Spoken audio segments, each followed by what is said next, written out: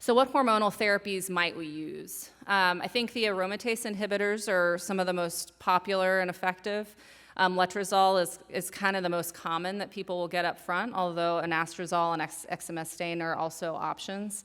Just as a little bit of a mechanism talk, so aromatase inhibitors, in case y'all aren't familiar with how they work, they basically block the formation of estrogen kind of at the level of your fat cells. So your fat cells have this enzyme in them called aromatase, and that converts this sort of steroid pre-estrogen that your adrenal gland makes into estrogen.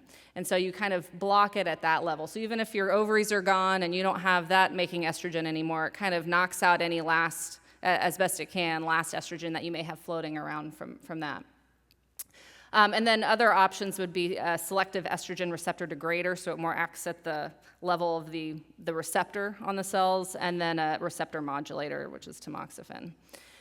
And so these are some of the studies that have looked at hormonal therapy, and the response rates are pretty consistent across the board, probably about 9%, although a little bit better with letrozole or these aromatase inhibitors, probably closer to 13%.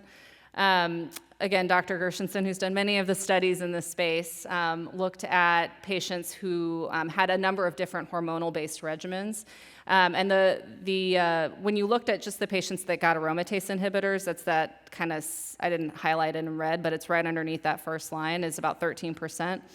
But in combination with sort of all the hormonal options, it was more like 9%. Tamoxifen didn't seem to do quite as well as we hoped in any of the studies that we looked at. It was about 6% in this one that he did, but it was 0% in this clinical trial that's listed next, GOG 281, which I'll get to that trial in a few slides. And then the Paragon study looked at a different aromatase inhibitor. It was anastrozole, and again, it was pretty similar to the letrozole in terms of responses, but about 13% of patients responded. So again, I think we think that 13% doesn't sound great, but I think one thing to keep in mind is that there's still quite a high clinical benefit, meaning it can keep disease stable, and it's something you can be on for years and years. And I know I have people that hate their letrozole, so I'm not trying to say that it's a drug that makes you feel well. I know you don't. But when we compare it to things like chemotherapy, I think it certainly is more tolerable than that. Hopefully you feel the same way.